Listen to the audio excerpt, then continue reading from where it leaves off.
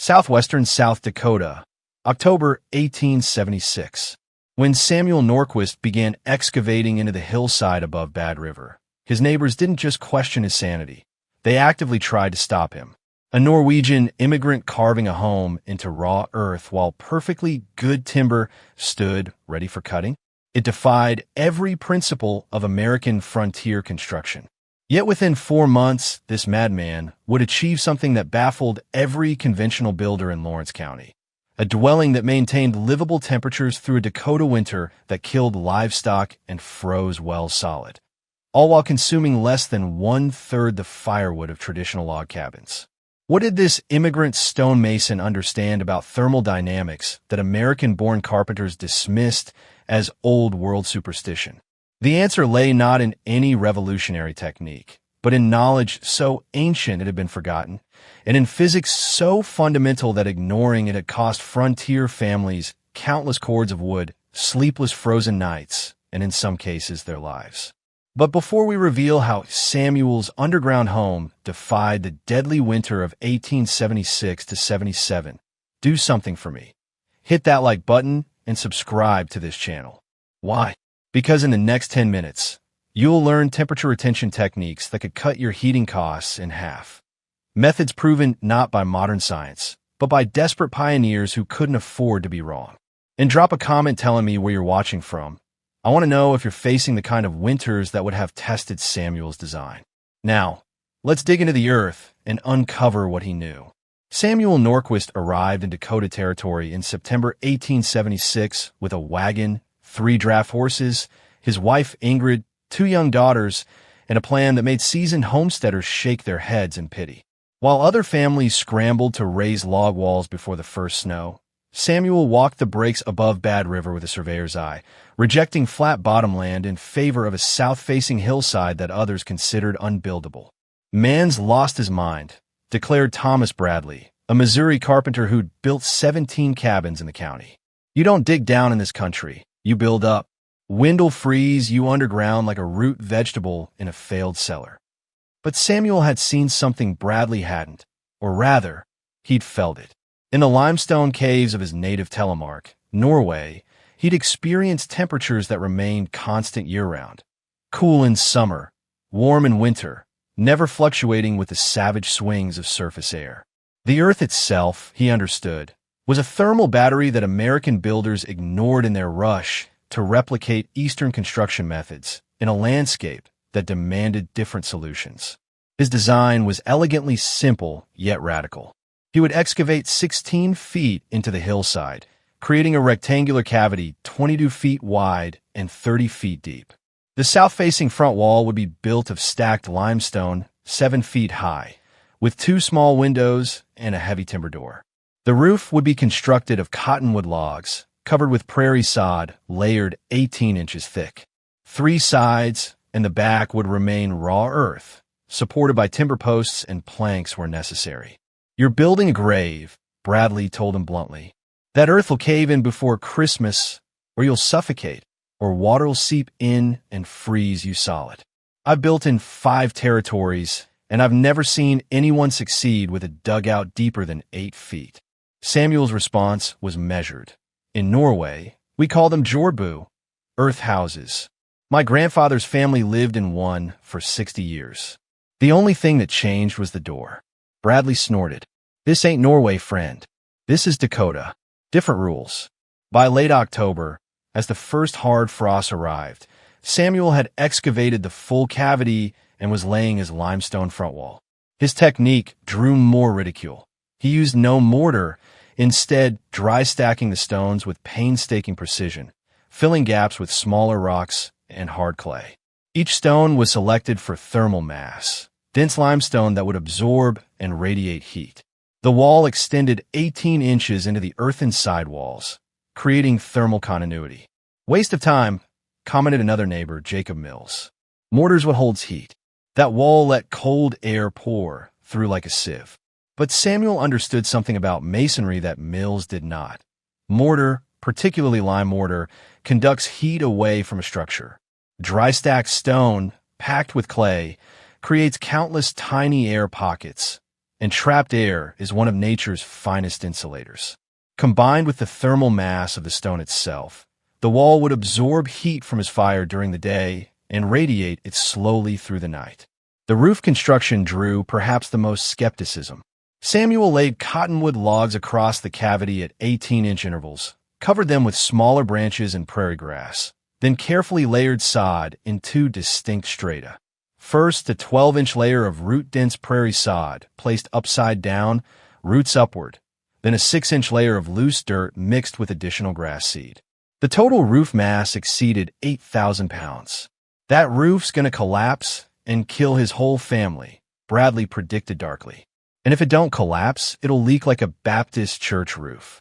Sod roofs fail. I've seen it 20 times. Samuel said nothing. He was already building his heating system, and it was here that his design revealed its deepest sophistication.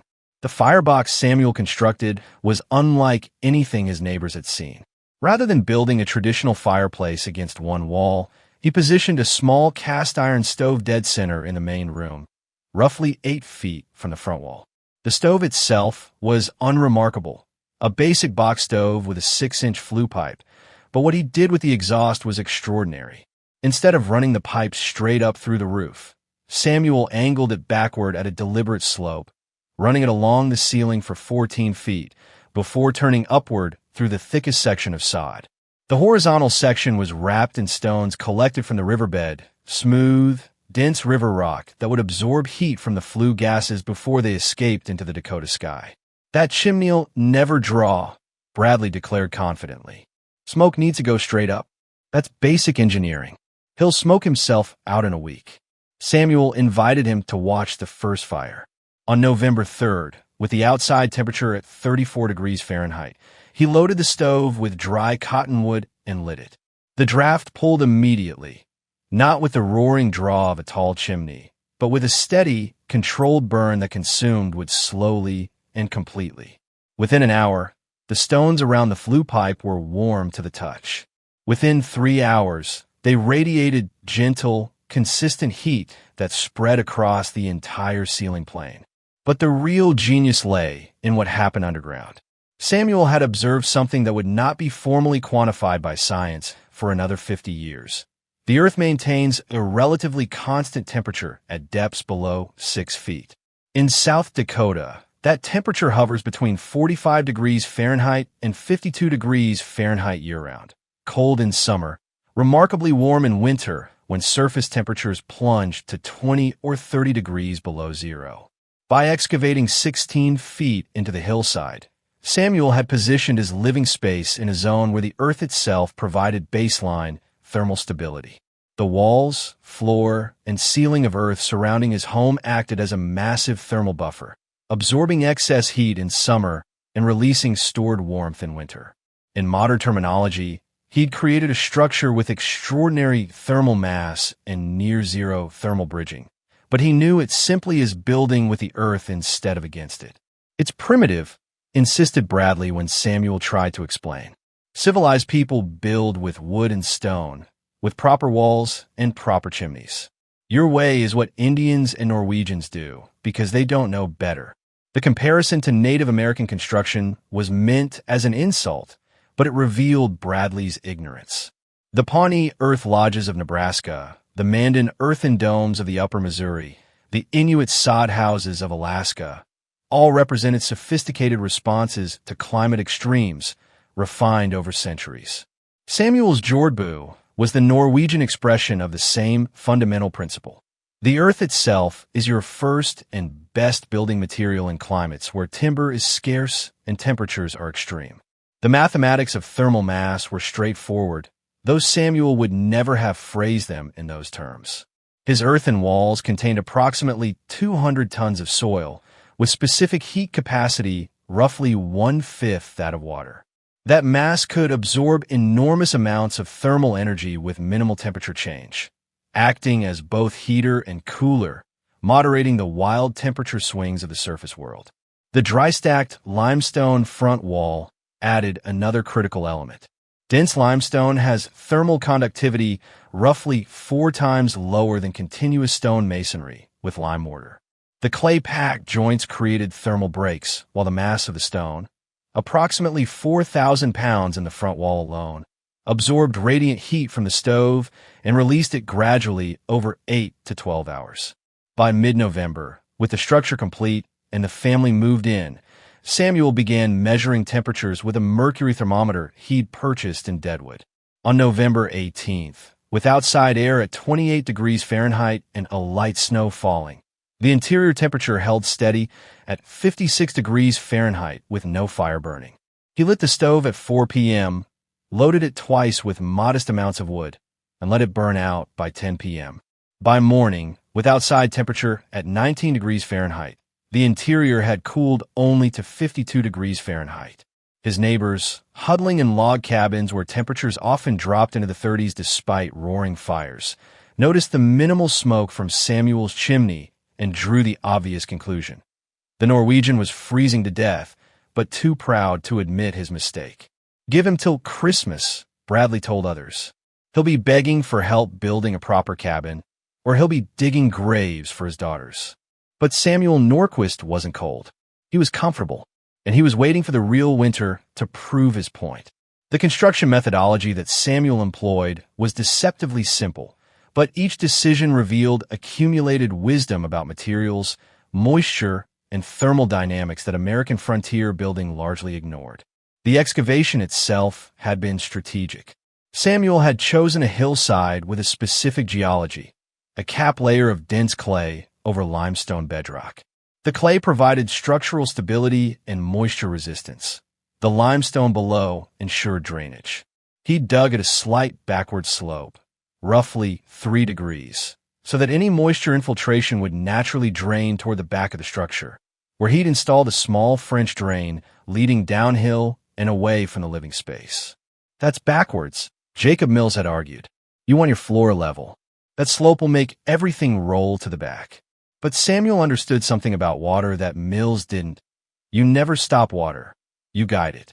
A perfectly level floor in an earthen structure would create standing water problems. A subtle slope, imperceptible to walking but sufficient for drainage, meant that seasonal moisture would move through rather than accumulate. The timber supports were equally deliberate. Rather than using green cottonwood logs like most settlers, Samuel had purchased aged cedar posts from Trader. Would that cost 3 times as much, but would resist rot for decades in the damp earth. He'd place these posts at 6-foot intervals along the side walls, creating structural support while maintaining earth contact for thermal mass. Between posts, he'd installed rough-cut planks not as true walls, but as retaining barriers, permeable enough to allow gradual moisture exchange, solid enough to prevent cave-ins. The roof structure embodied perhaps the most sophisticated engineering. The cottonwood logs spanning the cavity were each at least 10 inches in diameter, creating a framework that could support tremendous weight. But Samuel hadn't simply piled sod on top. He'd built a drainage layer. First came the logs themselves, laid with a deliberate crown, slightly higher in the center, sloping toward the sides at approximately 2 inches of drop per 10 feet of span.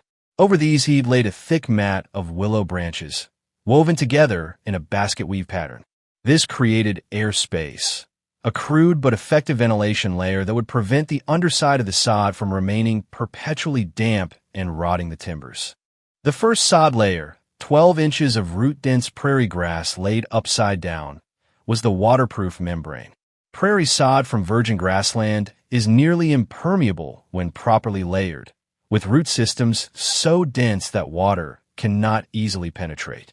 By inverting it, roots upward, Samuel created a living moisture barrier that would actually strengthen over time as roots died and compressed into a fibrous mat. The top 6 inches of loose soil and grass seed served multiple purposes: erosion control, additional insulation, and living roof maintenance.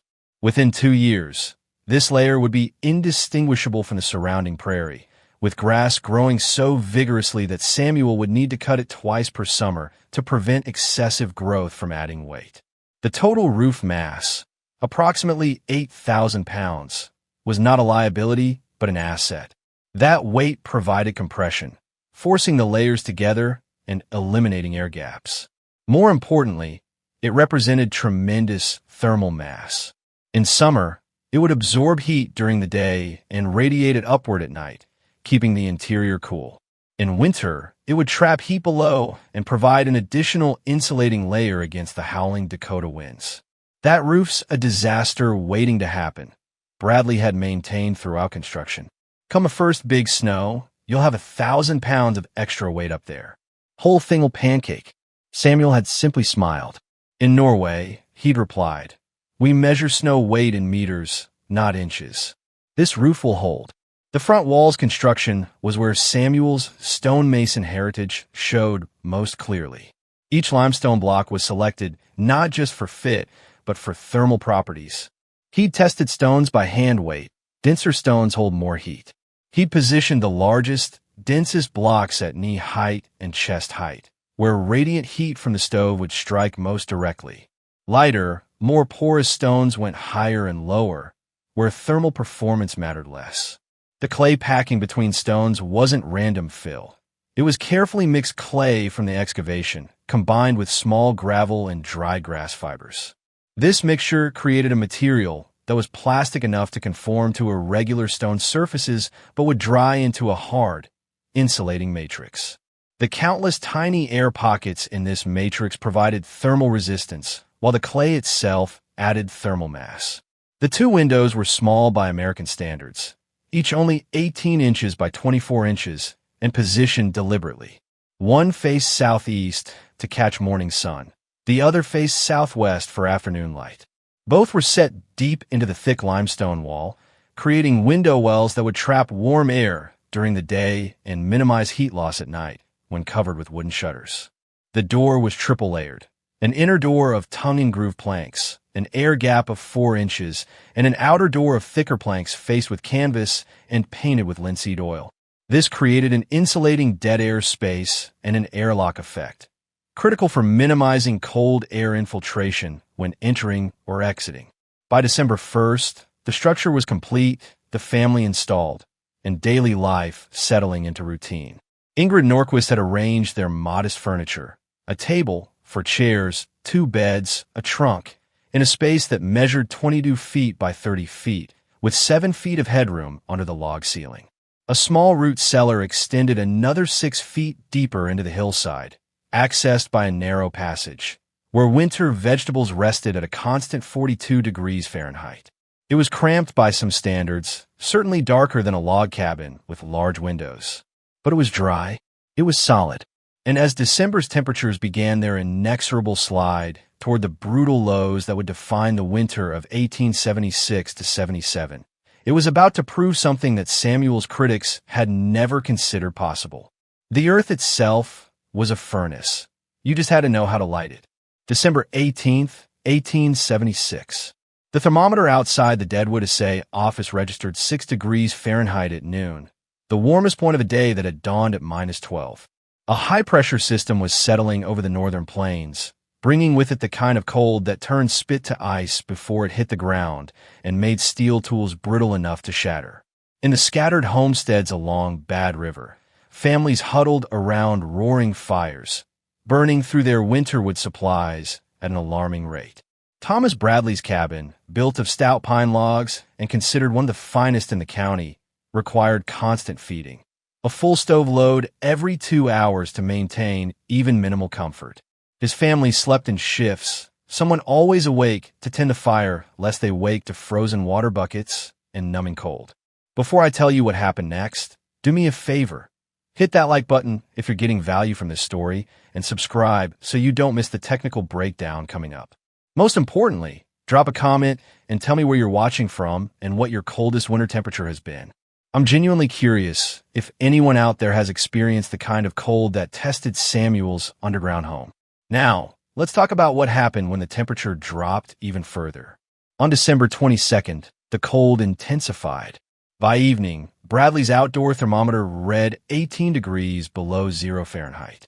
Inside his cabin, despite a fire so hot the stove glowed red, the temperature struggled to reach 48 degrees Fahrenheit. Frost formed on the interior walls in the corners farthest from the stove. His daughters slept fully clothed under piled blankets, their breath visible in the lamplight. 300 yards away, Samuel Norquist lit his center stove at 5 p.m. with a modest fire. 6 pieces of split cottonwood, each roughly 3 inches in diameter and 18 inches long. He added 3 more pieces at 7 p.m. and a final 3 at 9 p.m. before letting the fire die to coals and then ash. Inside the earthen home, the temperature at bedtime registered 61 degrees Fahrenheit. Samuel had been recording temperatures systematically since mid-November, keeping a careful log that he updated twice daily. He knew his neighbors were skeptical of his methodology, so he'd established a measurement protocol that would be difficult to dispute. Outdoor temperature at dawn and dusk, measured in the shade on the north side of his entrance. Indoor temperature at the same times, measured at chest height in the center of the main room. The pattern that emerged was remarkable. While outdoor temperatures swung wildly, sometimes 40 degrees between day and night, indoor temperatures varied by no more than 6 to 8 degrees over a full 24-hour cycle. The thermal mass of the surrounding Earth was doing exactly what Samuel had predicted, buffering against temperature extremes, releasing stored warmth gradually, and maintaining baseline temperatures far above the frozen surface world. But the real test came after Christmas. On December 28th, a blizzard swept across the plains with winds that would later be estimated at 50 miles per hour. The temperature plunged to 26 degrees below zero. Snow drifted so deeply that it covered cabin windows and blocked doors. Bradley's family burned furniture that night when their wood supply, stored in an exterior shed, became inaccessible. His indoor temperature, even with the furniture sacrifice, never rose above 42 degrees Fahrenheit. Samuel's family slept comfortably. The underground structure's performance during the blizzard revealed another aspect of its design that Samuel had anticipated but hadn't fully explained to skeptics: wind resistance.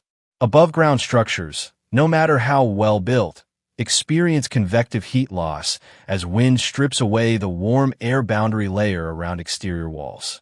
The faster the wind, the greater the heat loss, a phenomenon that would eventually be quantified as wind chill, but which frontier builders understood simply as the wind that steals heat. Samuel's earthen walls experienced no such loss. The wind howled across the prairie above, piling snow 4 feet deep over his sod roof, but not 1 cubic foot of that wind touched his living space.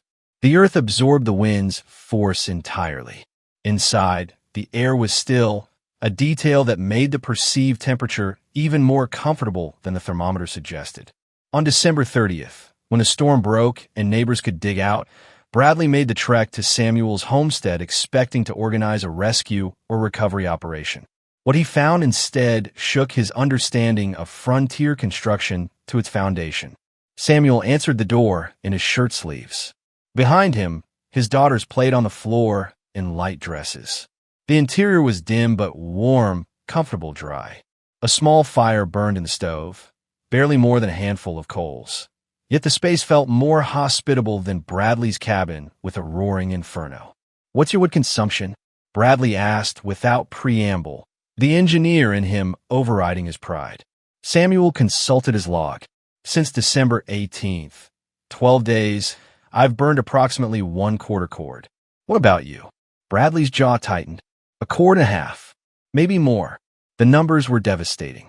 Samuel was consuming 1/6 the fuel while maintaining temperatures 15 to 20 degrees warmer. It wasn't magic or luck, it was physics methodically applied. "Ow?" Bradley asked simply.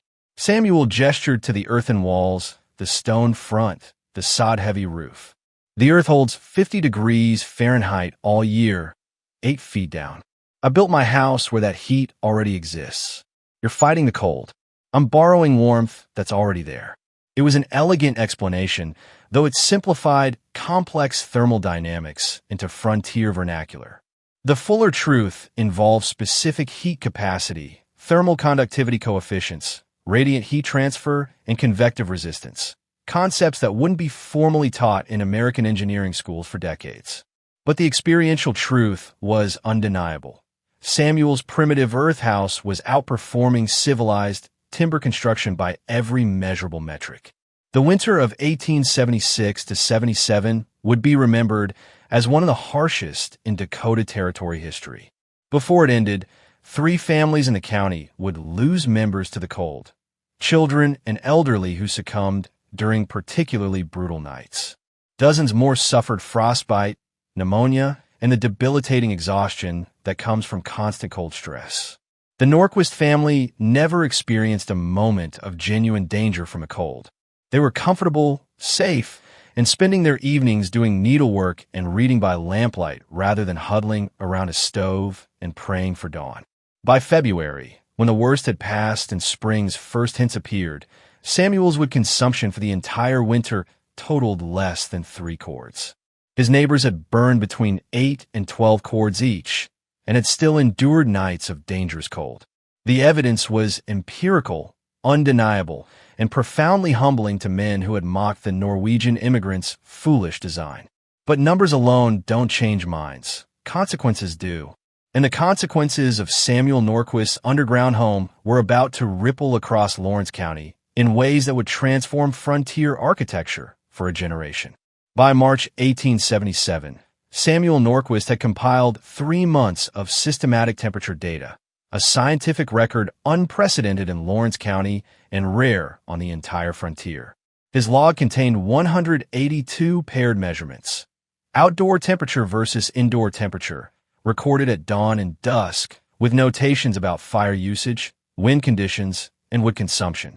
The statistical story they told was irrefutable. During the 91-day period from December 1st through February 28th, outdoor temperatures in the Bad River area had ranged from a high of 41 degrees Fahrenheit to a low of minus 29 degrees Fahrenheit, a span of 70 degrees. Indoor temperatures in Samuel's underground home had ranged from 52 degrees Fahrenheit to 64 degrees Fahrenheit, a span of only 12 degrees.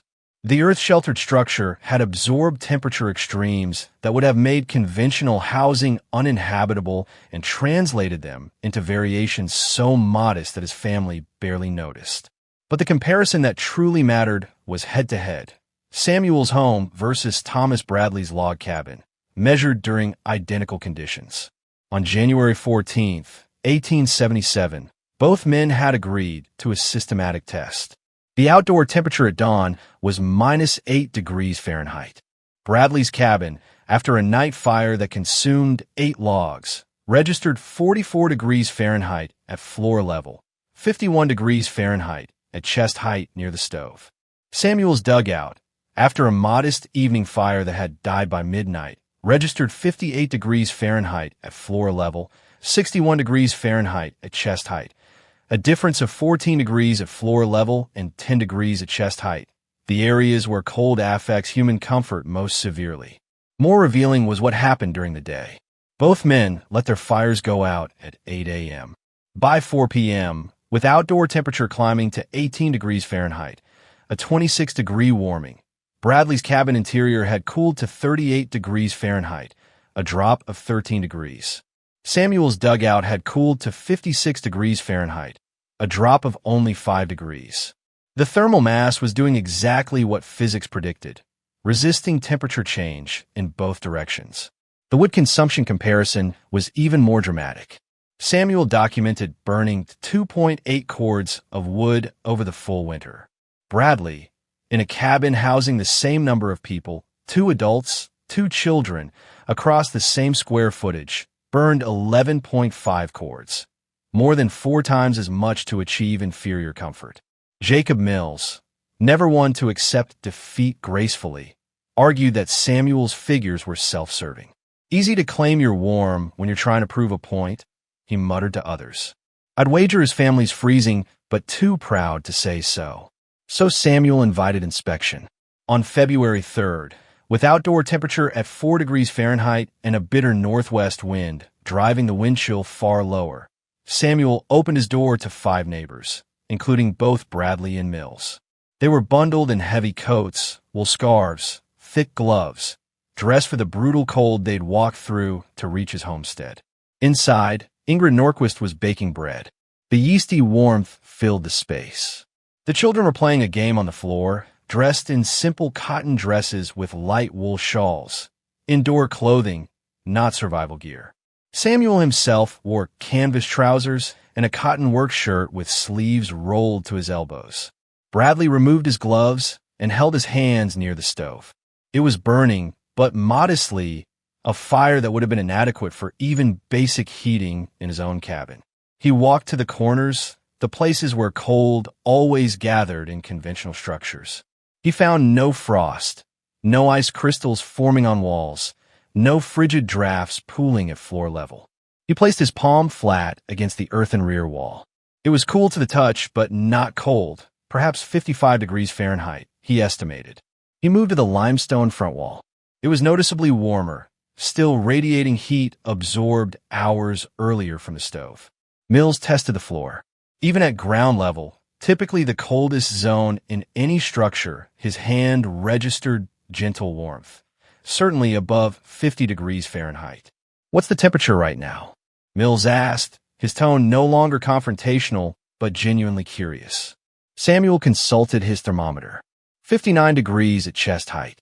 "The fire's been burning for about 90 minutes. I loaded it twice, 6 pieces of wood total." Bradley did mental calculations.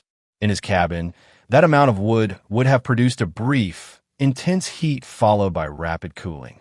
Here, that modest fire was maintaining comfort for a family of 4 in a space that was actually larger than his own cabin. "The roof," Bradley said, looking up at the log ceiling with its burden of sod. "I need to know about the roof. Any leaking? Any settling? Any rot on the timbers?" Samuel lit a lantern and held it high. The underside of the cottonwood log showed no signs of moisture damage, no darkening that would indicate fungal growth, no sagging. "Bone dry," Samuel replied. "The sod drains everything outward and down. And a ventilation layer, the willow branches between logs and sod, that keeps air moving. No standing moisture, no rot." It was Mills who finally voiced what they were all thinking.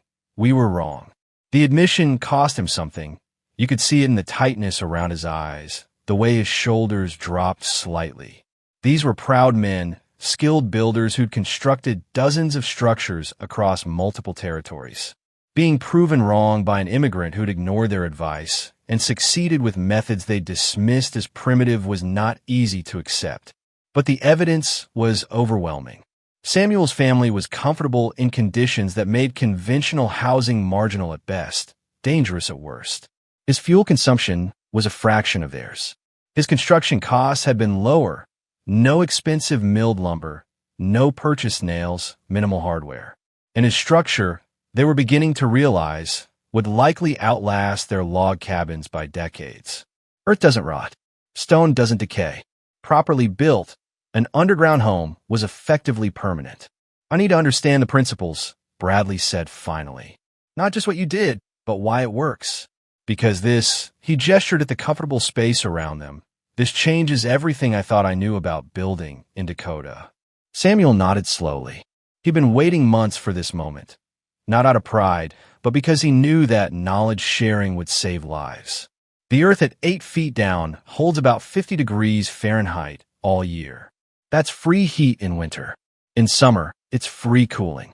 You build into that zone. You're starting with a 50-degree foundation instead of fighting whatever temperature the air happens to be. He moved to the limestone wall. This stone mass, 4,000 pounds of dense limestone. It absorbs heat during the day and releases it at night.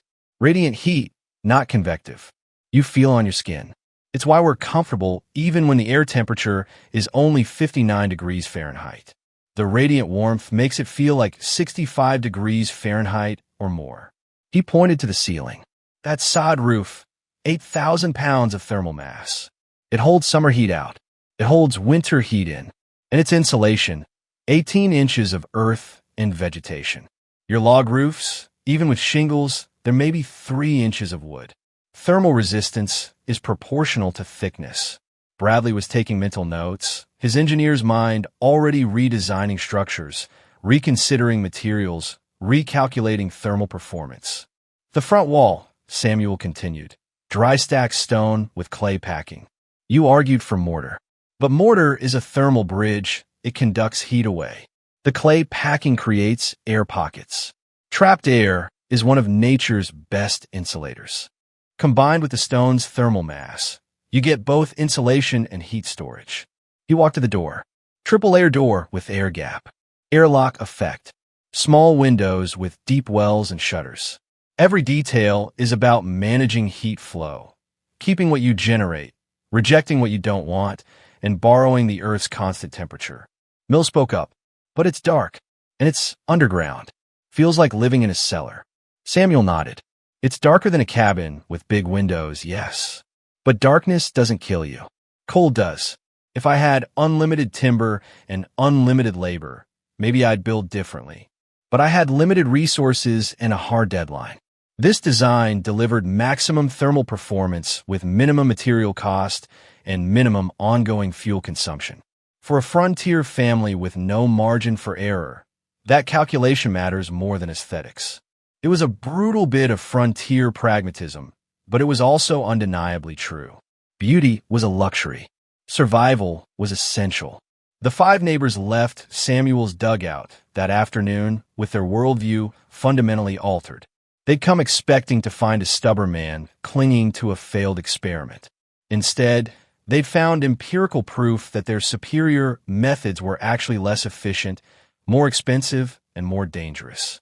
The conversation that followed in the weeks after, in general stores, at church gatherings, over shared meals, rippled outward across the county.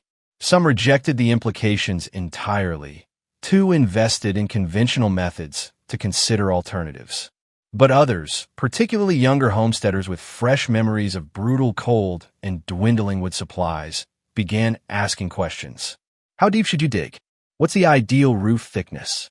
Where do you position windows? How much stone mass do you need? What about drainage? What about ventilation? What about the spring thaw? Samuel answered every question patiently, sharing his methods without reservation. He had no commercial interest, no patents to protect, no exclusive knowledge to hoard. He simply knew that the next winter would test more families, and that some might not survive if they built unwisely. By late March, 3 families had begun excavations into hillsides within 20 miles of Samuel's homestead. By April, 2 more had started, and by summer, the Norwegian method had a new name in Lawrence County. They called it Earth Smart Building, and the mockery had transformed into movement. The summer of 1877 brought a construction boom unlike anything Lawrence County had seen. While previous summers had featured the familiar sight of log cabins rising from prairie grassland, this year saw families with picks and shovels excavating into hillsides, creek banks, and any elevation that offered southern exposure and stable soil. Not all succeeded. Earth-sheltered construction requires more geological knowledge than timber building, and several early attempts failed. Collapses from poor soil selection, flooding from inadequate drainage, ventilation problems from poorly designed entrances. But each failure became a learning opportunity, and Samuel Norquist's homestead became an informal school of vernacular engineering.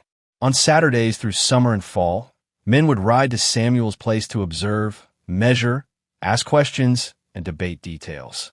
Ingrid Norquist, recognizing the educational opportunity, began serving coffee and simple meals, transforming these gatherings into community events. Women came too, asking about interior arrangements, food storage, moisture management, and the practical details of daily life underground. The first successful replication was built by Hans Bergman, a Swedish immigrant who'd homesteaded 6 miles east of Samuel's place. His dugout incorporated Samuel's core principles: 16-foot excavation, south-facing limestone wall, thick sod roof, center position stove with extended flue, but added innovations of his own. He installed a ventilation shaft at the rear of the structure, rising 12 feet above ground level, that created a passive draft drawing fresh air through the entrance and exhausting stale air automatically. He also excavated a secondary chamber off the main room for dedicated food storage, positioned even deeper where temperatures remained constant year-round.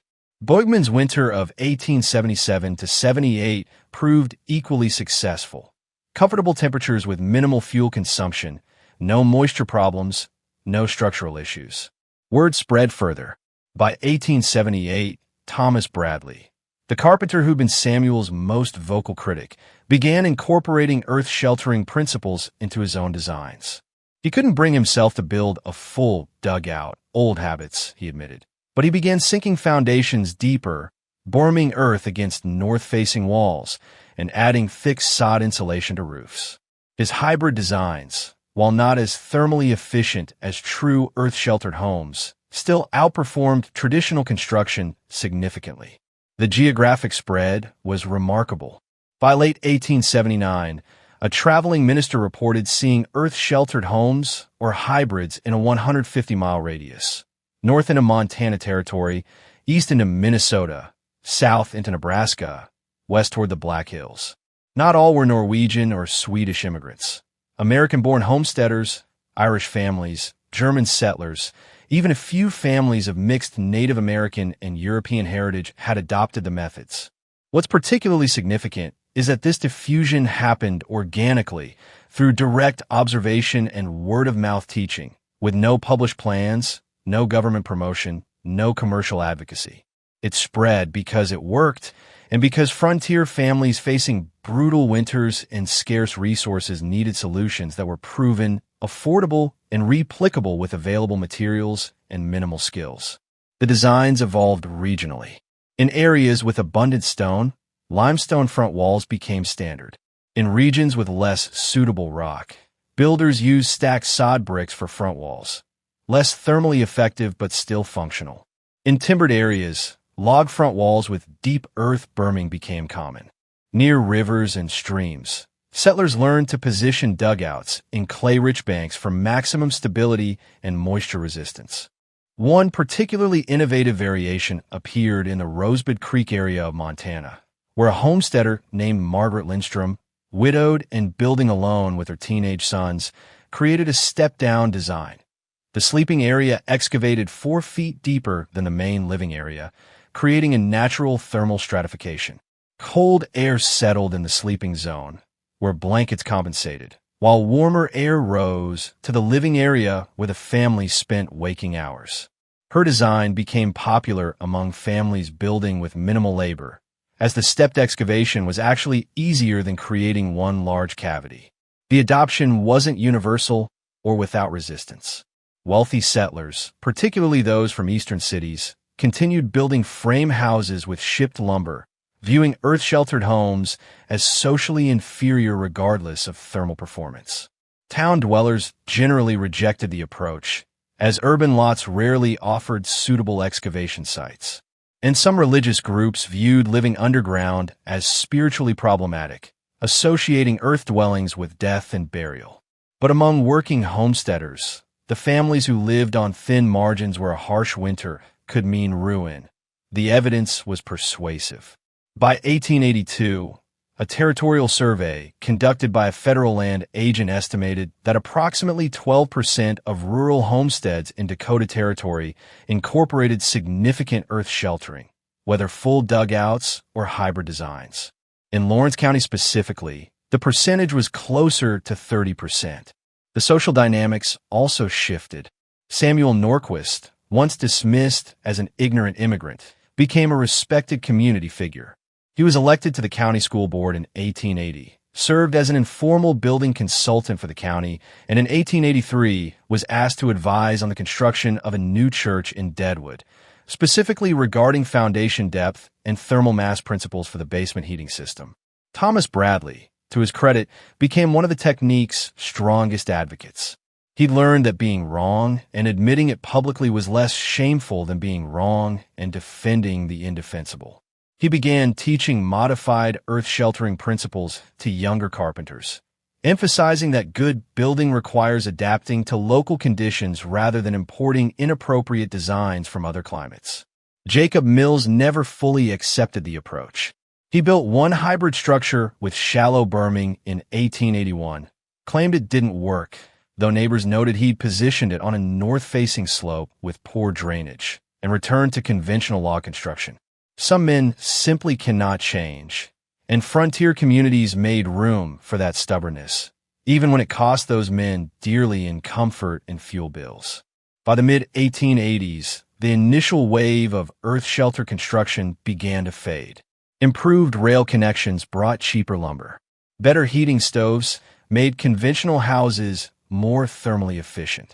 And as homesteaders became more established and prosperous, they often chose to build larger, above-ground homes that aligned with Eastern architectural aesthetics, even if those homes were less efficient. But the structures themselves remained. Unlike log cabins, which rotted, burned, or were dismantled for materials within 20 to 30 years, the earth-sheltered homes endured. Many remained occupied for 40, 50, even 60 years. Some transitioned to root cellars or storage buildings as families built newer homes nearby. Others were simply abandoned, gradually collapsing back into the hillsides from which they'd been carved. In 1923, a historian from the University of South Dakota visited Lawrence County to document frontier architecture. He located Samuel Norquist's original dugout, still standing, though Samuel had passed away in 1904 and Ingrid in 1911. The structure was being used by a rancher for tool storage. The cottonwood roof logs showed some weathering but remained structurally sound. The limestone front wall stood intact. The interior was still dry, cool in summer, and, the rancher noted, surprisingly comfortable even on cold days when doors were left open. That same historian interviewed Thomas Bradley, then in his 70s and still practicing carpentry.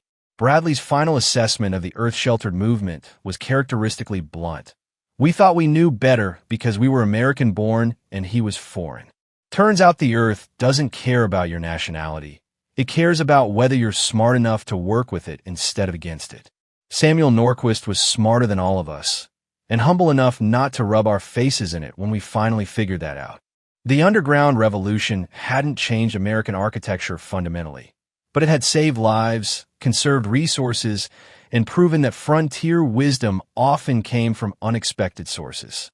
For a generation of Dakota settlers, the difference between comfort and misery, sometimes between life and death, had been decided by depth of excavation, thickness of stone, and the willingness to learn from a Norwegian immigrant that civilized builders had dismissed as a fool. Samuel Norquist's daughter, Anna, lived to see 1954, the age of modern insulation, central heating, and energy abundance. In her final interview, given to a local newspaper on her 88th birthday, she was asked what she remembered most about growing up in the dugout. Her answer surprised the interviewer. Quiet. It was so quiet. The wind could scream outside, and we'd hear nothing but our own voices and the crackle of the fire. In my aunt's cabin in Minnesota, every gust rattled the walls. We lived inside a hill, and the hill protected us. I didn't understand then why that mattered. Now I do. We were never afraid. That absence of fear is worth considering. Frontier life was inherently dangerous. Injury, disease, isolation, weather extremes. Every winter brought genuine risk of cold-related death, particularly for children and elderly. The psychological toll of huddling around a failing fire while temperatures plunged outside, wondering if your wood supply would last, listening to wind tear at walls you hoped would hold. That chronic stress marked frontier families in ways that left no physical scars but deep emotional ones. Samuel's family didn't experience that particular fear. They faced other frontier hardships, certainly: isolation, hard labor, limited medical care, economic uncertainty. But thermal security was never in doubt. The earth that surrounded them was a constant, reliable ally that never failed, never ran out, never needed to be chopped or split or hauled. It simply existed, doing what Earth does, maintaining equilibrium, buffering extremes, offering stability in a landscape of chaos. The broader lesson of Samuel Norquist's underground home extends far beyond frontier architecture. It speaks to a pattern that repeats throughout history. Traditional knowledge, refined over centuries of survival necessity, is often dismissed by those who confuse technological novelty with superiority. American frontier builders brought construction methods from timbered eastern regions, methods perfectly adapted to climates with moderate winters, abundant forests, and different thermal demands. When those builders encountered the treeless plains, extreme temperature swings, and resource scarcity of the Dakota Territory, they should have adapted their methods radically. Instead, they attempted to impose familiar techniques on an unfamiliar landscape, then blamed their discomfort on the land itself rather than their own inflexibility. Samuel brought different knowledge. Norwegian vernacular architecture developed over centuries in a climate equally harsh, in regions often as timber-poor. That knowledge represented countless experiments, failures, refinements, and eventually, proven solutions. When American builders dismissed his approach as primitive, they revealed not his ignorance, but their own. Specifically, their ignorance of how much wisdom can be encoded in traditional practices that survive precisely because they work. Modern earth-sheltered architecture vindicates Samuel's principles comprehensively. Contemporary studies of thermal mass, ground-coupled heat exchange, and passive solar design confirm mathematically what he understood intuitively. The Earth at moderate depth provides free thermal regulation that no amount of manufactured insulation can fully replicate. Buildings that integrate with geological thermal stability rather than fighting it require less energy, maintain more consistent comfort, and prove more durable than conventional construction. The numbers from Samuel's original dugout.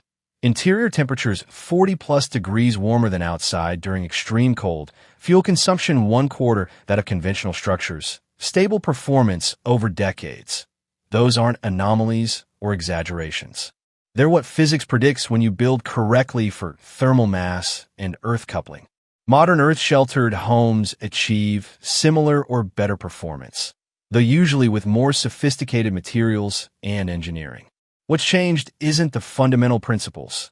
Those remain constant because thermodynamics doesn't change.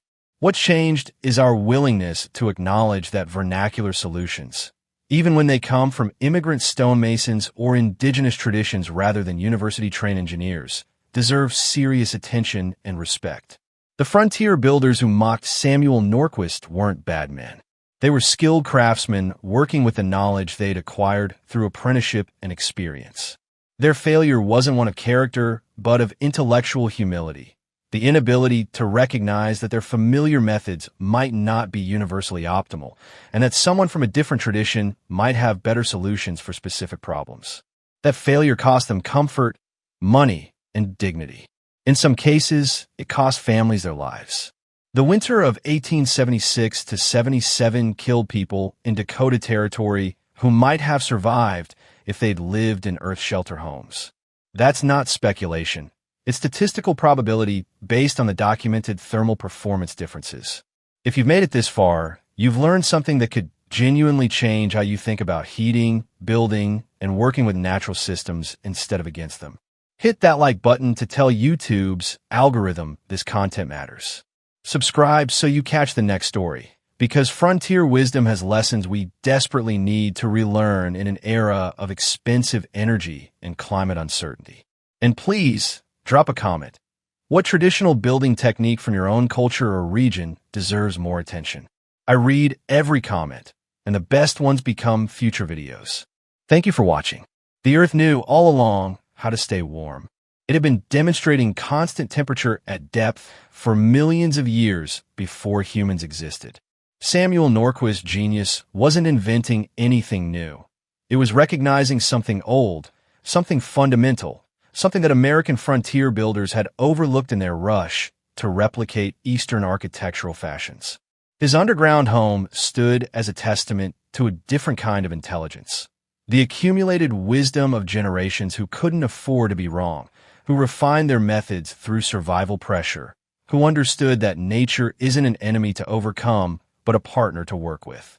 In 1876, they called him mad for digging into a hillside, while good timber stood ready for cutting.